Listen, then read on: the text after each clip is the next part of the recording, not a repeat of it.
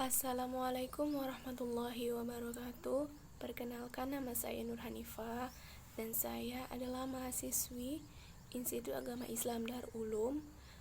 Saya dari Fakultas Tarbiyah, Prodi PAI dan semester 4. Dan di sini saya akan menjawab soal ujian akhir semester genap dengan mata kuliah pengembangan kurikulum yang dibimbing oleh Umi Wulansari SPDI MPD.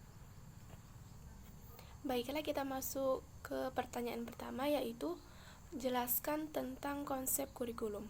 Jadi sebelum kita mengetahui konsep kurikulum itu, kita harus tahu dulu apa itu sih kurikulum. Jadi menurut Undang-Undang Nomor 20 Tahun 2003, kurikulum itu adalah seperangkat rencana dan pengaturan mengenai tujuan, isi, dan bahan pelajaran serta cara yang digunakan sebagai pedoman penyelenggaraan kegiatan pembelajaran untuk mencapai tujuan pendidikan. Jadi konsep kurikulum ini ada 3. Yang pertama itu, konsep pertama adalah kurikulum sebagai suatu sistem atau tujuan. Maksudnya adalah sistem kurikulum yang merupakan bagian dari sistem persekolahan, sistem pendidikan, bahkan sistem masyarakat. Jadi suatu sistem kurikulum itu mencakup struktur personalia dan prosedur kerjanya, bagaimana cara menyusun suatu kurikulum, bagaimana cara melaksanakannya, mengevaluasi dan menyempurnakannya. Lalu konsep yang kedua itu adalah kurikulum sebagai rancangan atau rencana. Maksudnya itu, suatu kurikulum itu dipandang orang sebagai suatu rencana kegiatan belajar bagi murid-murid di sekolah atau sebagai suatu perangkat tujuan yang ingin dicapai. Suatu kurikulum juga dapat menunjukkan kepada suatu dokumen yang berisi rumusan tentang tujuan, bahan ajar, kegiatan mengajar, jadwal, dan evaluasi. Dan yang terakhir adalah konsep yang ketiga, maksudnya itu adalah kurikulum sebagai suatu bidang studi, yaitu bidang studi kurikulum ini merupakan penerapan dari teori kurikulum dan pengembangan para bidang ahli kurikulum atau pendidikan dan pengajaran. Selanjutnya kita masuk ke dalam pertanyaan yang kedua, yaitu jelaskan tentang pengembangan kurikulum PAI di madrasah. Jadi pengembangan kurikulum PAI di madrasah ini sudah dikembangkan secara terpadu dengan menjadikan ajaran dan nilai Islam sebagai petunjuk dan sumber konsultasi bagi pengembang berbagai mata pelajaran umum, yang operasionalnya dapat dikembangkan dengan cara mengimplementasikan ajaran dan nilai-nilai Islam ke dalam bidang studi umum seperti IPA, IPS, matematika, dan bahasa. Lalu pertanyaan yang ketiga itu adalah jelaskan bagaimana pelaksanaan pengembangan kurikulum di sekolah. Jadi pengembangan kurikulum itu kan dimulai dengan suatu proses perencanaan seperti menetapkan berbagai kebutuhan, mengadakan identifikasi tujuan dan sasaran, menyusun persiapan dan pelaksanaan penyajian yang sesuai dengan segala persyaratan kebudayaan, sosial, dan pribadi. Jadi pelaksanaan perencanaan kurikulum itu harus disertai dengan analisis yang bertalian dengan berbagai akibat pendekatan-pendekatan yang dilakukan sebelum. Baiklah, kita masuk ke dalam pertanyaan yang keempat, yaitu jelaskan apa saja syarat evaluasi kurikulum PAI. Jadi ada beberapa syarat evaluasi kurikulum PAI. Yang pertama itu adalah validity. Validity itu adalah pelaksanaan tes harus berdasarkan hal-hal yang seharusnya dievaluasi, yang meliputi seluruh bidang tertentu yang diingini dan diselidiki, sehingga tidak hanya mencakup satu bidang saja. Soal-soal tes itu harus memberi gambaran keseluruhan dari kesanggupan anak mengenai bidang studi itu sendiri. Yang kedua itu adalah reliable, yaitu tes tersebut dapat dipercayai, yakni dengan memberikan ketelitian dan keterangan tentang kesanggupan anak didik sesungguhnya. Soal yang ditampilkan tidak membawa tafsiran yang bermacam-macam sehingga mudah dimengerti oleh peserta didik.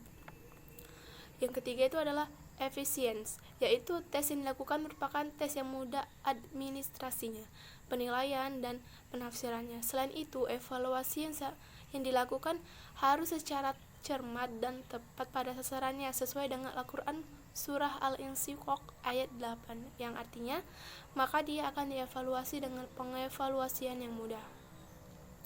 Yang keempat yaitu adalah ta'abudiyah dan ikhlas. Maksudnya itu adalah evaluasi yang dilakukan dengan penuh ketulusan dan pengabdian kepada Allah Subhanahu wa taala. Apabila prinsip ini dilakukan, maka upaya evaluasi akan membuahkan kesan prasangka baik, terjadi perbaikan tingkah laku secara positif dan menutupi rahasia-rahasia buruk pada diri seseorang. Baiklah, kita masuk di soal yang terakhir, yaitu jelaskan apa saja landasan dalam pengembangan kurikulum PAI. Jadi ada berapa landasannya? Yang pertama itu landasan teologis. Landasan teologis ini adalah dasar yang ditetapkan nilai-nilai ilahi yang terdapat pada Al-Quran dan As-Sunnah yang merupakan nilai yang kebenarannya mutlak. Jadi dari dasar-dasar kurikulum ini diaplikasikan dalam kurikulum pendidikan formal yang terdapat pada kurikulum pendidikan agama Islam, merujuk kurikulum pendidikan formal yang terdapat di sekolah dan madrasah di Indonesia. Maka, batasan atau konsep kurikulum mengacu pada Undang-Undang Nomor 20 Tahun 2003 tentang Sistem Pendidikan Nasional. Yang kedua itu adalah landasan psikologis. Jadi landasan psikologis ini adalah pendidikan yang senantiasa berkaitan dengan perilaku manusia. Dalam proses pendidikan itu terjadi interaksi antara peserta didik dengan guru dan lingkungannya.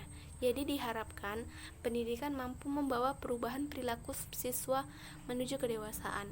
Yang dimaksud dengan landasan psikologis itu supaya diperhatikan dari sisi perkembangan jiwa manusia. Sementara itu, psikologis adalah ilmu yang mempelajari tingkah laku manusia.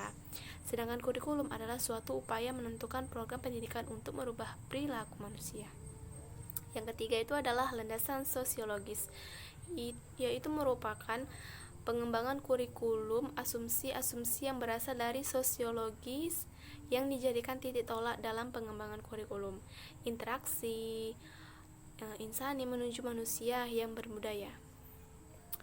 Pendidikan sesuai dengan proses budaya adalah upaya membina dan mengembangkan daya cipta rasa manusia menuju ke peradaban manusia yang lebih luas dan tinggi, yaitu manusia yang berakhlakul karimah.